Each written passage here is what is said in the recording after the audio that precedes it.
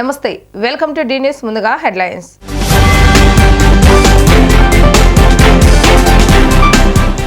YCP ఓటమికి విజయమ్మ షర్మిల కూడా కారణమై తప్పు చేశారన్న కేతిరెడ్డి రామరెడ్డి చేసిన వ్యాఖ్యలతో ఏకీభవిస్తున్నట్లుగా పేర్కొన్న పేర్ని నాని రాజకీయంతో వైఎస్ఆర్ కుటుంబాన్ని నమ్ముకున్న లక్షల కుటుంబాలకు అన్యాయం చేశారని వెల్లడి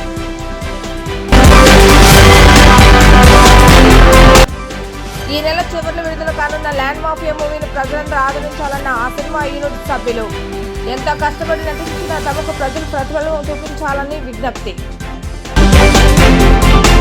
చట్టసభలో రిలీజ్ సామాజిక వర్గానికి ప్రాతినిధ్యం కల్పించేలా అన్ని రాజకీయ పార్టీలు సహకరించాలన్న రెల్లికుల సహారి కర్మచారి సంఘ రాష్ట్ర అధ్యక్షులు అప్పారావు వైసీపీ ఓటమికి విజయమ్మ షర్మిల కూడా కారణమై తప్పు చేస్తారని కేతిరెడ్డి వెంకటరామిరెడ్డి చేసిన వ్యాఖ్యలతో తాను ఏకీభవిస్తున్నట్లుగా పేర్ని నాని తెలిపారు.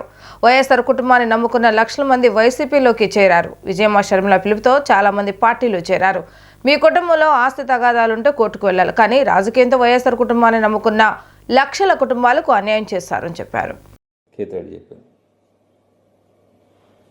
రాజశేఖర రెడ్డి గారి కుటుంబాన్ని నమ్ముకుని లక్షల మంది ఈ రాజకీయ పార్టీలోకి వచ్చాం. జగన్మోహన్ రెడ్డి గారి మీద తప్పుడు కేసులు బనాయించి జైల్లో పెడితే విజయమ్మ గారు, షర్మిల గారు వాళ్ళు పార్టీని బతికించడం కోసం రాజశేఖర రెడ్డి గారి కుటుంబాన్ని నమ్ముకున్న వాళ్ళకి అన్యాయం జరగదు, మేమంతా ఉంటామని చెప్పి వచ్చారు.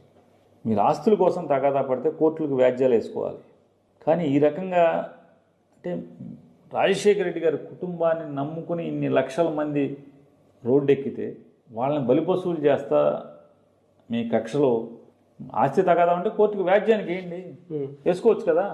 ఇది అన్యాయం అనేది ఇది ధర్మం కాదు, అన్యాయం ధర్మం కూడా కాదు, నీతి కూడా కాదనేది నా భావన. అంటే తల్లి గారు కూడా ఆమె సైడ్ ఎవరైనా సరే మేమంతా ఈ పార్టీలోకి రమ్మని పిలిచారు కదా, మీరందరూ కలిసి, మీరు ముగ్గురు కలిసి పిలిచారు కదా, అన్న పిలిచారు, విజయమ్మ గారు జగన్ గారు కలిసి కదా పిలిచారు. తర్వాత జగన్ గారిని జైల్లో అన్యాయంగా జైల్లో పెడితే మళ్ళీ విజయమ్మ గారి కూతురు రాజశేఖర రెడ్డి గారి కూతురు కలిసి అందరిని పిలిచారు కదా, మీకు అండగా మేము ఉంటాం, రండి రండి అని చెప్పి పిలిచారు కదా. ఇవాళ ఈ జెండా మోసే వాళ్ళందరినీ కూడా ఇంత పతనం చేసేట్టుగా మీరు, ఇది ధర్మమా అని? ధర్మం కాదు. కోర్టులోనే ఆస్తి చేస్తే వ్యాజ్యం వేయండి. దానికి వెంకటరామరెడ్డి చెప్పినంత బాగా మాట్లాడాడు అనిపించింది. కరెక్ట్గా ధర్మం చెప్పాడు. ధర్మమే కదా ఇది. ఇంతమందిని ఇన్ని లక్షల మంది నమ్ముకుని వస్తే రాజశేఖర రెడ్డి గారి కుటుంబాన్ని ఆస్తి తగాదాల కోసం ఎంతమందిని బలిపశువుని చేస్తారా అనేది. వెంకటరామరెడ్డి ఇంకో మాట కూడా అన్నాడు, ఎమ్మెల్యేలకు గౌరవం దక్కలేదు. ఈ నెల చివరిలో విడుదల కానున్న ల్యాండ్ మాఫియా మూవీని ప్రజలందరూ ఆదరించాలని ఆ మూవీ యూనిట్ సభ్యులు విజ్ఞప్తి చేశారు. సిద్ధార్థ ఆడిటోరియంలో ఆదివారం నాడు ఆ సినిమాకు సంబంధించిన ఆడియో ఫంక్షన్ కార్యక్రమం ఘనంగా జరిగింది. ఈ సందర్భంగా యూనిట్ సభ్యులు మాట్లాడుతూ అమ్మవారి ఆశీస్సులు తమపై ఉండాలని విజయవాడలో కార్యక్రమాన్ని నిర్వహించినట్లుగా చెప్పారు. ఎంతో కష్టపడి నటించిన తమకు ప్రజలు ప్రతిఫలం చూపించాలని వారు విజ్ఞప్తి చేశారు.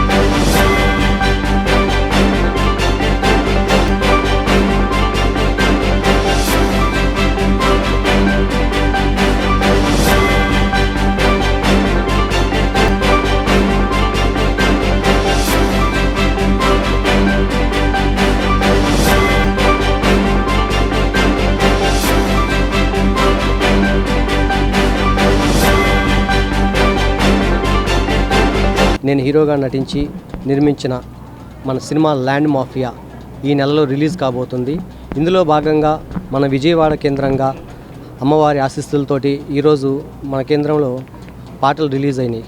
సో మీరంతా కూడా మా చిత్ర ఆడియోని చూసి, వీడియోని చూసి, అదేవిధంగా మా చిత్రాన్ని కూడా చూసి విజయవంతం చేయాల్సిందిగా కోరుకుంటూ. నమస్కారం.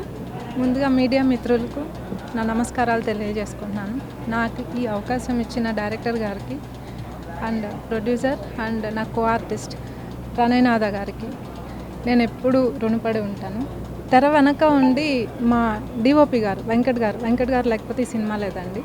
చాలా బాగా చిత్రీకరించారు. ఫైనల్గా మేము ఈరోజు మీ అందరి ముందు ఇలా సెలబ్రేట్ చేసుకోగలుగుతున్నాము. సో మా సినిమా 26th రిలీజ్ అనుకుంటున్నాము. సో ప్రేక్షక దేవుళ్ళు ఇంతమంది రేపల్ల నుంచి అన్ని దగ్గరలో చుట్టుపక్కల గ్రామాల నుంచి అన్ని ఊర్ల నుంచి మా కోసం ఇంత వర్షంలో కూడా వచ్చి మమ్మల్ని ఆశీర్వదించడానికి ఇంత దూరం నుంచి వచ్చారు. నాకైతే చూస్తుంటే రియల్లీ గూస్ బంప్స్, చాలా సంతోషంగా ఉంది. V N land mafia movie director and ఫస్ట్గా కలమ్మ తల్లికి నా వందనాలు. ఇక్కడికి వచ్చినటువంటి మీడియా మిత్రులకి, ప్రేక్షకులకి అందరికీ నా పేరున వందనాలు. అండ్ ఇంకొక నా గురువు గారు అయినటువంటి వై రవీంద్రబాబు గారు అండ్ సునీల్ కుమార్ రెడ్డి గారు అండ్ బాపిరాజు గారు డిస్ట్రిబ్యూటరు, వీళ్ళందరికీ నా హృదయపూర్వక వందనాలు.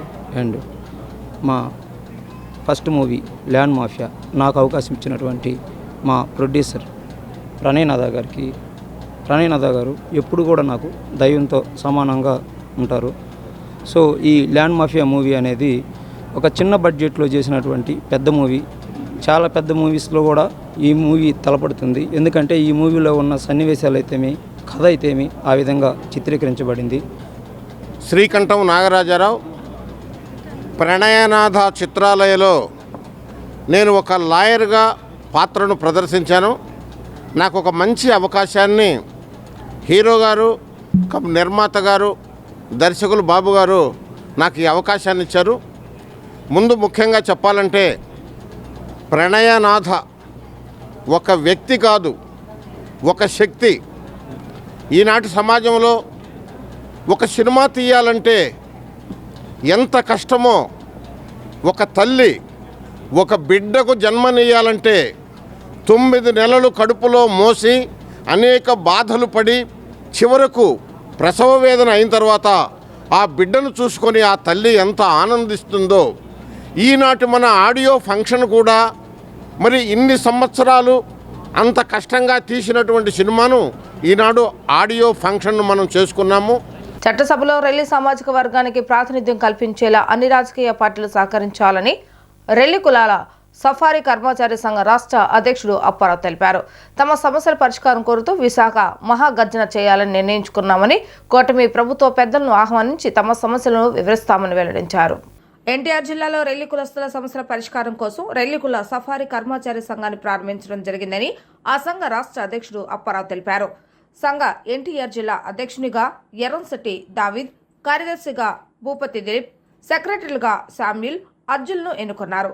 అనంతరం వారు మాట్లాడుతూ తరతరాలుగా తమ సామాజిక వర్గం వారు పారిశుద్ధ కార్మికులుగానే మిగిలిపోతున్నారని ఆవేదన వ్యక్తం చేశారు. నగరపాలక సంస్థలు పారిశుద్ధ కార్మికుల భర్తీలో తమ కులస్తులను కాకుండా ఇతర కులస్తుల వారితో భర్తీ చేస్తున్నారని, దీని కారణంగా ఎంతో మంది రెల్లి కులస్తులు నిరుద్యోగులుగా మిగిలిపోతున్నారని వెల్లడించారు. తమ కులస్తులకు రాజకీయంగా ప్రాధాన్యత కల్పించాలని, కనీసం శాసనమండలిలో సభ్యత్వం కల్పించాలని డిమాండ్ చేశారు. అన్ని రాజకీయ పార్టీలు తమకు రాజకీయ ప్రాధాన్యత కల్పించాలని కోరారు. తమ కులస్తులందరితో కలిపి విశాఖలో మహాసభ ఏర్పాటు చేయాలని నిర్ణయించుకున్నామని, త్వరలోని తేదీ ప్రకటిస్తామని, కూటమి ప్రాంతాల పెద్దలను ఈ సభకు ఆహ్వానించి తమ సమస్యలు విన్నవించుకుంటామని స్పష్టం చేశారు. విజయవాడ ప్రెస్ క్లబ్లో ఎన్టీఆర్ జిల్లా స్థాయి రెల్లి కులస్తుల సఫాయి కర్మచారి సంఘం అనేది నూతనంగా ఏర్పాటు చేయడమైనది. ఈ సంఘానికి జాతీయ రెల్లి గ్రూపు కులాల సంక్షేమ సంఘం నాయకత్వం వహిస్తూ మార్గదర్శకం చేస్తూ వారి సమస్యల పట్ల మా రెల్లి కులం తరపున పూర్తిగా ఆధీనం చేసుకొని, అఫిలియేషన్ చేసుకొని వాళ్ళ యొక్క సమస్యలను ప్రత్యేకంగా పరిష్కరించడానికి ఈరోజు ఈ కార్యక్రమం చేపట్టడమే. నా పేరు భూపతి అప్పారావు, జాతీయ రెల్లి గ్రూపు కులాల సంక్షేమ సంఘం అధ్యక్షుడిని, అఖిల భారత సఫాయి మజ్దూర్ సంఘం జాతీయ కార్యదర్శిని, మాజీ సభ్యులు national commission for Safai కర్మచారీస్ act 2015కి సంబంధించిన ఈ 3 పదవులతో పాటు వాళ్ళ యొక్క సమస్యలు పరిష్కరించడానికి ఈరోజు ఈ యొక్క కార్యక్రమం చేపట్టాం. ఎన్టీఆర్ జిల్లా సఫాయి కర్మచారి సంఘం ఏర్పాటు జరిగింది. సఫాయి కర్మచారి సంఘం అంటే చాలామందికి తెలియకపోవచ్చు. పూర్వం నుండి, పూర్వీకుల నుండి మా వాళ్ళు సఫాయి కర్మచారి వృత్తి అంటే మన పారిశుద్ధ్య పని. కన్న తల్లి తర్వాత మలమూత్రాలను ఎత్తేటువంటి పని ఎవరైనా చేస్తున్నారంటే మొత్తంగా ఆంధ్రప్రదేశ్లో చాలా జిల్లాల్లో కూడా ఆ రెల్లి కులస్తులే చేస్తున్నారు. అటువంటి రెల్లి కులస్తులనే తల్లి తర్వాత తల్లి పనిచేసినటువంటి రెల్లి కులస్తులకి ఎక్కడా గుర్తింపు లేకుండా పోయింది. శ్రీదేవి సాంస్కృతిక సేవా సంఘం ఆధ్వర్యంలో ఆషాఢ మాసం సందర్భంగా మెహందీ పోటీలు నిర్వహించారు. ఈ కార్యక్రమంలో 300 మంది మహిళలు పాల్గొన్నట్లు సంఘ వ్యవస్థాపక అధ్యక్షులు దుపాటి శ్రీదేవి తెలిపారు. అదేవిధంగా రకరకాల హెయిర్ స్టైల్స్ కనిపించేలా కురులు పోటీలు నిర్వహించినట్లుగా చెప్పారు. మహిళలందరూ ఈ కార్యక్రమంలో ఎంతో ఉత్సాహంగా పాల్గొన్నట్లు ఆమె పేర్కొన్నారు. తమకు సహకరించిన అందరికీ ఆమె ధన్యవాదాలు తెలియజేశారు.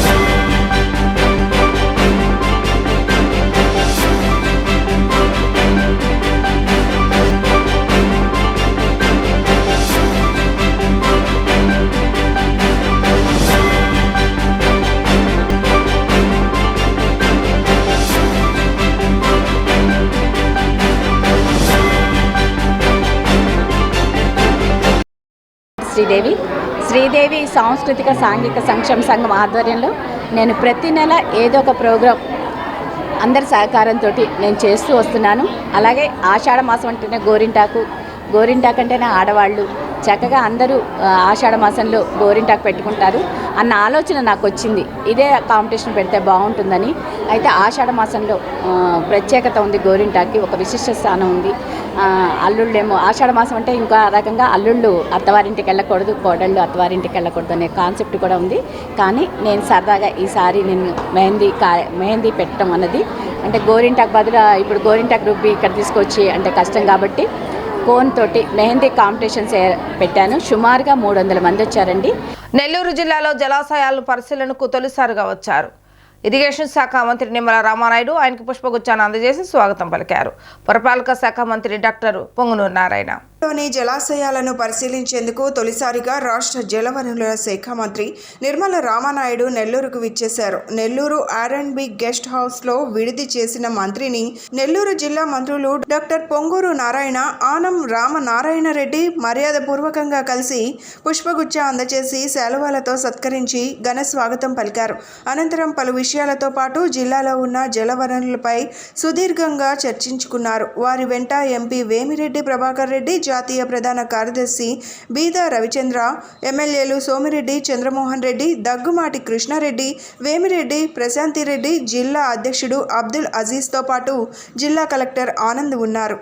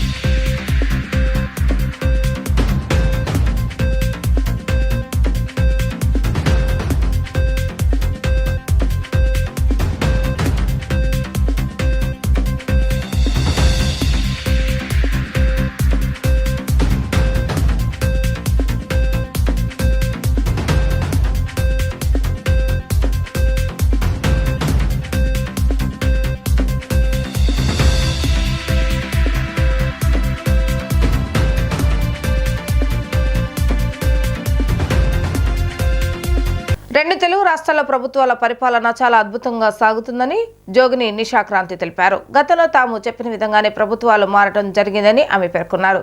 తెలుగు ప్రజలు ఆరోగ్యంగా ఉండాలని అమ్మవారికి భక్తి శ్రద్ధలతో పూజలు చేయడం జరిగిందని ఆమె తెలిపారు. విజయవాడ నగరంలో కొలువు తీరిన శ్రీ దుర్గా మల్లేశ్వర స్వామి దేవస్థానంలో జమ్మిదొడ్డిలో ప్రత్యేక పూజలు నిర్వహించి దేవతామూర్తులకు నైవేద్యంతో బంగారు బోనంకు పూజలు చేశారు. ఆషాఢ మాసం బోనాల ఉత్సవాలను ప్రారంభించారు. రెండు తెలుగు రాష్ట్రాల నుంచి వేలాదిగా వచ్చిన ప్రజలు అమ్మవారికి మొక్కులు చెల్లించి ఆశీర్వాదం అందుకున్నారు. మేళ తాళాలతో విచిత్ర వేషధారణతో ఊరేగింపుతో పాటు పోతురాజుల విన్యాసాలతో బోనాల పండుగ ధూమ్ధామ్గా జరిగింది. దేవస్థానం ఈవో రామారావు దగ్గరుండి బోనాల ఉత్సవాలను ఘనంగా ప్రారంభించారు. ఇంద్రకీలాద్రిపై వెలిసిన కనకదుర్గమ్మకు తెలంగాణ రాష్ట్రం నుంచి భక్తులు బంగారు బోనం సమర్పించారు. బంగారు బోనాన్ని శిరస్సుపై ధరించి నృత్యంతో దుర్గా రాత్రికి ఊరేగింపుగా బయలుదేరి అమ్మవారికి బంగారు బోనాన్ని సమర్పించడం జరిగిందని చెప్పారు. గత కొన్ని సంవత్సరాల నుండి శ్రీ మహంకాళి దేవస్థానం నుండి అమ్మవారికి బోనాలు సమర్పించుకుంటున్నామని పేర్కొన్నారు.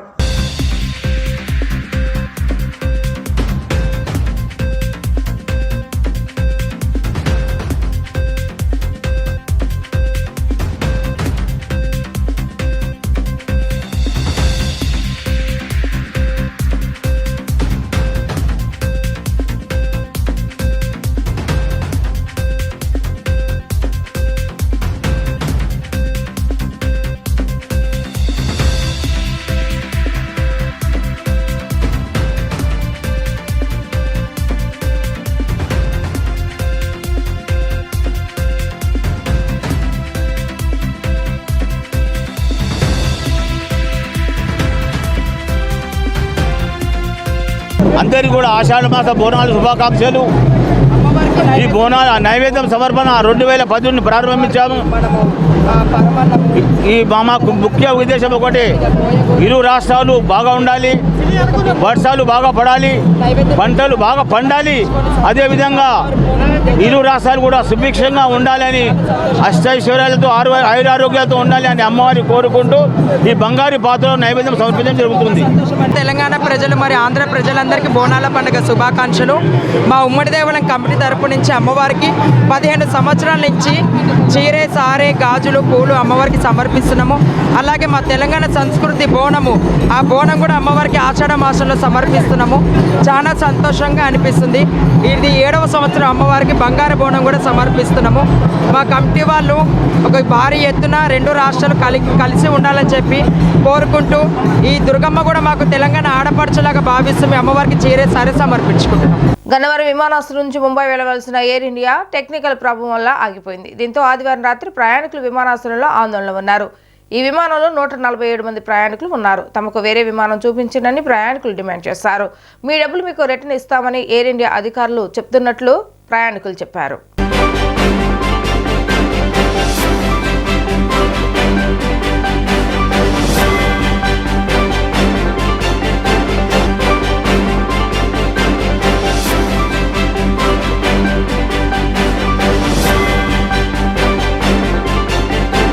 పోలీస్ కమిషనర్ ఎస్వి రాజశేఖర బాబు ఆదివారం రాత్రి సౌత్ డివిజన్ పరిధిలోని కృష్ణలంక పోలీస్ స్టేషన్ ఆకస్మికంగా తనిఖీ చేశారు. ఈ సందర్భంగా కృష్ణలంక ఇన్స్పెక్టర్ ఆకుల మురళీకృష్ణను కంప్యూటర్ సిస్టంలో ఉన్న CCTNS ఓపెన్ చేసి SHO రోల్ గురించి లాగిన్ అవ్వమని చెప్పగా అతను ఓపెన్ చేయలేకపోయారు.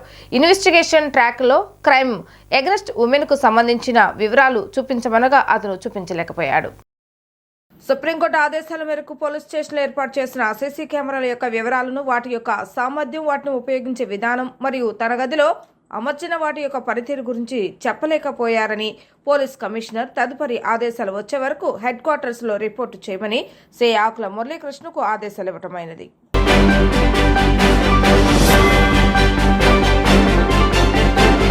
బీసీ సంక్షేమ శాఖ మంత్రి సవిత మంచి మనసును చాటుకున్నారు. గుంటూరు జిల్లా మంగళగిరిలో ఉదయం జరిగిన రోడ్డు ప్రమాదంలో ఓ బాలుడు చనిపోగా 4 గాయపడ్డారు. అదే సమయంలో అటుగా వెళ్తున్న మంత్రి ప్రమాదం గమనించి తన కాన్వాయ్ని ఆపించారు. క్షతగాతులకు స్వయంగా మంచినీళ్లు అందించి తన కాన్వాయ్లోనే వారిని హాస్పిటల్కి పంపించారు. బాధితులకు మెరుగైన వైద్యం అందజేయాలని వైద్యులను ఆమె ఆదేశించారు.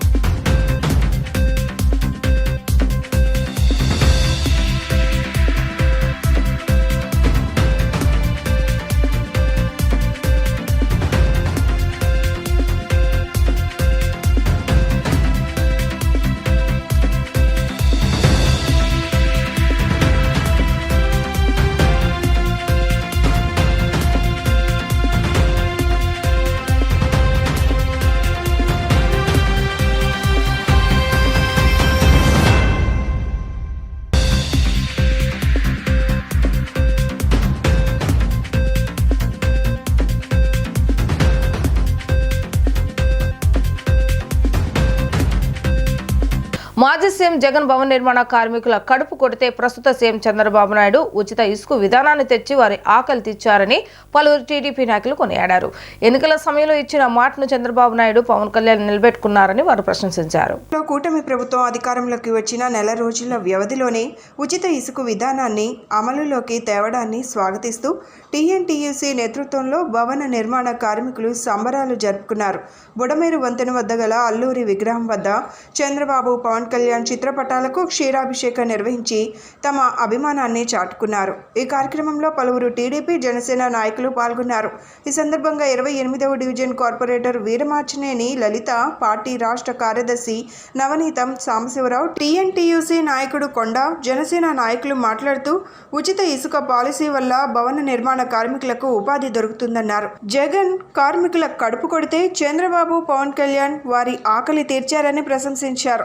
ఈ కార్యక్రమంలో పలువురు భవన నిర్మాణ కార్మికులు పాల్గొన్నారు. బిల్డింగ్ కార్మిక వర్కర్స్ ఆధ్వర్యంలో ఈనాడు పెద్ద ఎత్తున ఇచ్చిన మాటను నిలబెట్టుకునేటువంటి వ్యక్తి, రాజకీయంగా 42 సంవత్సరాల అనుభవం కలిగినటువంటి, భవిష్యత్ తరాలకి బాట ఇయటమే కాకుండా కార్మికుల ఆకలి కేకలను తీర్చేదానికి ప్రతిరూపంగా ఉన్నటువంటి నారా చంద్రబాబు నాయుడు గారు, అదేవిధంగా యువ నేత, deputy CM Che Guevara Bhagat Singh నిజాయితీకి ప్రతిరూపమైనటువంటి పవన్ కళ్యాణ్ గారు, ఈ 10 సంవత్సరాల నుంచి భారతదేశాన్ని ప్రపంచంలో అభివృద్ధి చెందిన దేశాలు సరసనిస్తున్నటువంటి నరేంద్ర మోడీ నాయకత్వం ఉన్నటువంటి ఎన్డీఏ ప్రభుత్వం ఎన్నికల ముందు ఇచ్చినటువంటి హామీని నెరవేర్చేటువంటి విధంగా నెల రోజుల్లోపే పెద్ద ఎత్తున హామీలను నెరవేరుస్తూ ఉచిత ఇసుక పథకాన్ని తిరిగి ప్రారంభించడం జరిగింది. ఆనాడు 2014 నుంచి 2019 వరకు ఏ రకంగా అయితే తల్లిని బిడ్డని వేరు చేసినటువంటి విధంగా రాజధాని లేని నవ్యాంధ్రప్రదేశ్ని సృష్టించారో దానిని పెద్ద ఎత్తున అమరావతి రాజధానిగా పెట్టి అక్కడ నిర్మాణాలు జరగాల. నవ్యాంధ్రప్రదేశ్లో ఉన్నటువంటి ఆనాడు 13 జిల్లాలు కూడా అభివృద్ధి చేసి అభివృద్ధి వికేంద్రీకరణ జరగాలనేటువంటి ప్రధాన లక్ష్యంతో ఆనాడు నారా చంద్రబాబు నాయుడు గారు ఉచిత ఇసుకని ప్రవేశపెడితే ఇవాళ 27వ డివిజన్లో బిల్డర్స్ వర్కర్స్ యూనియన్ తరపున చంద్రబాబు నాయుడు గారికి, అదేవిధంగా పవన్ కళ్యాణ్ గారికి పాలాభిషేకం చేయడం జరిగింది. ఎందుకు అనంటే గత 5 సంవత్సరాలుగా ఒక్క వర్కర్కి కూడా పని లేదు, ఇసుక లేదు. ఎన్నో కుటుంబాలు రోడ్డు పాలవటం జరిగింది.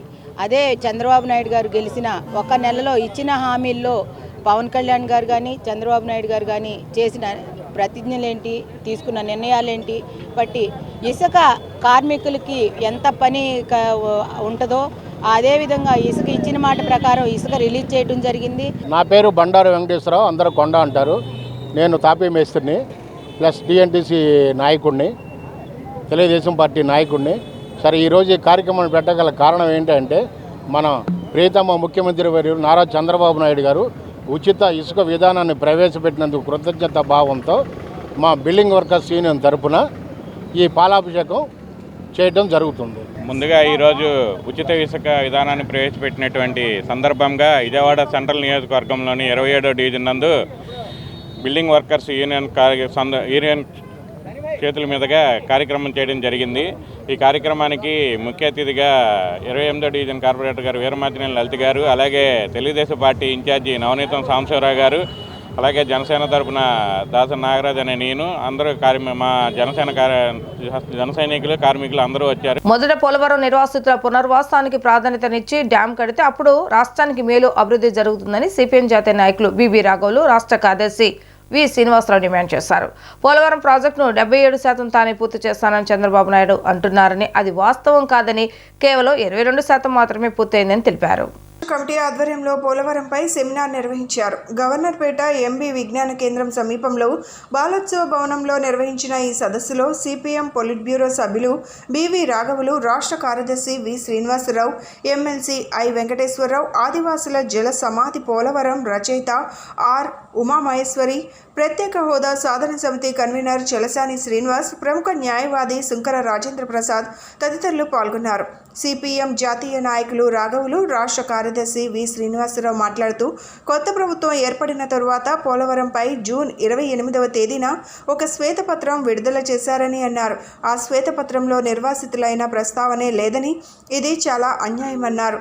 పాత ప్రభుత్వంలానే ప్రాజెక్ట్, డ్యాం కాంట్రాక్టర్లు చెల్లింపులే తప్ప నిర్వాసితులను పట్టించుకోలేదన్నారు. ప్రాజెక్ట్ నాణ్యంగా కట్టడానికి అవన్నీ చాలా అవసరం, కానీ నిర్వాసితుల సమస్యను విస్మరించారని అన్నారు. రాష్ట్ర ప్రతిపాదన ప్రాజెక్టుకు 55,000 కోట్లు అయితే సెంట్రల్ గవర్నమెంట్ 45,000 కోట్లను ఆమోదించిందన్నారు. అందులో నిర్వాసితుల భాగంగా పునరావాసానికి 33,000 కోట్లు కావాలని చెప్పారు. నిర్వాసితులకు పునరావాసం కల్పించకుండా ఎలా నీటిని నిల్వ పెడతారని ప్రశ్నించారు. రాష్ట్ర ప్రభుత్వం ముఖ్యమంత్రి గారు పోలవరం నిర్మాణంపై శ్వేతపత్రం విడుదల చేసిన నేపథ్యంలో ఆంధ్రప్రదేశ్ రైతు సంఘం, ఆంధ్రప్రదేశ్ కౌలు రైతు సంఘం, ఆంధ్రప్రదేశ్ వ్యవసాయ కార్మిక సంఘం 3 సంఘాలకు సంబంధించిన ప్రతినిధి బృందం పోలవరం ముంపు ప్రాంతాల్లో పర్యటించడం జరిగింది. 8 మండలాల్లో సుమారుగా 32 గ్రామాల్లో మా బృందాలు పర్యటించాయి. పోలవరం ముంపు ప్రాంతం పర్యటిస్తుంటే వాళ్ళు చెబుతున్న సమాచారం చూస్తున్న చాలా హృదయవిదారకమైన పరిస్థితి కనిపిస్తూ ఉంది.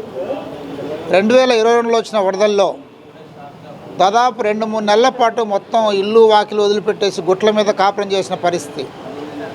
ప్రభుత్వం ఎప్పుడో 45 కాంటూర్ లెక్కల్లో మునిగిపోతా అన్న ఆ ప్రాంతాలు మొన్నటి వరదలకే మునిగిపోయాయి. అయినా అట్లాంటి ప్రాంతాలను ముంపు ప్రాంతాలకు గుర్తించట్లేదు. ముంపు ప్రాంతాలకు గుర్తించిన వాళ్ళకు కూడా కొంతమందికి పరిహారం ఇచ్చారు, కొంతమందికి పరిహారం ఇవ్వలేదు. పరిహారం ఇవ్వకుండానే వాళ్ళను ఊళ్ళు వదిలిపెట్టేసి పొమ్మని చెప్పేసి బెదిరిస్తూ ఉన్నారు. ముంపు కాలనీలు కట్టారు, ఆ కాలనీలు కూడా మొన్న మునిగిపోయాయి. ఈ రకంగా పోలవరం నిర్వాసితుల సమస్య కనుక మనం పరిశీలిస్తే చాలా దారుణమైన హృదయ విదారకమైన పరిస్థితులు మనం గమనించవచ్చు. అటువంటి పరిస్థితులను ప్రభుత్వం అర్థం చేసుకోకుండా, వాళ్లకు పునరావాసం కల్పించకుండా, నష్టపరిహారం ఇవ్వకుండా మేము డ్యాం నిర్మాణం చేపడతామని చెప్పేసి అనడం అనేది చాలా అసమంజసమైందని చెప్పేసి నేను భావిస్తున్నాం. మేము కోరుతున్నాం ఆంధ్రప్రదేశ్ రైతు సంఘం నుండి పోలవరం నిర్మాణం చాలా అవసరం మన రాష్ట్రానికి. అయితే ఆ నిర్మాణంతో పాటు ఎవరైతే అడవి బిడ్డలు ఉన్నారో వారి యొక్క పునరావాసించకుండా, బాధ పట్టించుకోకుండా నిర్మాణం మాత్రమే బాధ అని చెప్పేసి అంటే అంతకంటే బాధ్యత రైతు లేదని చెప్పేసి మేము భావిస్తున్నాం. అట్లే గిరిజనేతర గ్రామాలను మేము పరిశీలించాం. గిరిజనేతర గ్రామాల్లో అక్కడ చాలా గ్రామాల్లో డిగ్రీలు చదువుకొని, MBA, బీటెక్ చదువుకొని 30 ఏళ్ల వయసు వచ్చింది, ఇప్పటిదాకా అమ్మాయిలు ఇవ్వట్లేదని చెప్పేసి వార్తలు ముగించే ముందు హెడ్లైన్స్ మరొకసారి.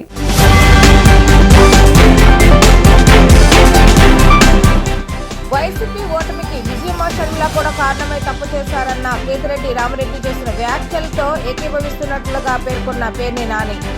రాజకీయంతో వైఎస్ఆర్ కుటుంబాన్ని నమ్ముకున్న లక్షల కుటుంబాలకు అన్యాయం చేశారని వెల్లడి.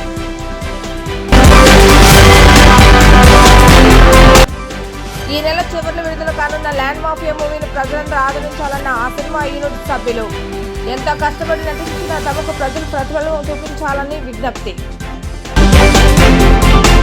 చట్టసభలో ర్యాలీ సామాజిక వర్గానికి ప్రాతినిధ్యం కల్పించేలా అన్ని రాజకీయ పార్టీలు సహకరించాలన్న రెల్లికుల సహారి కర్మచారి సంఘ రాష్ట్ర అధ్యక్షులు అప్పారావు.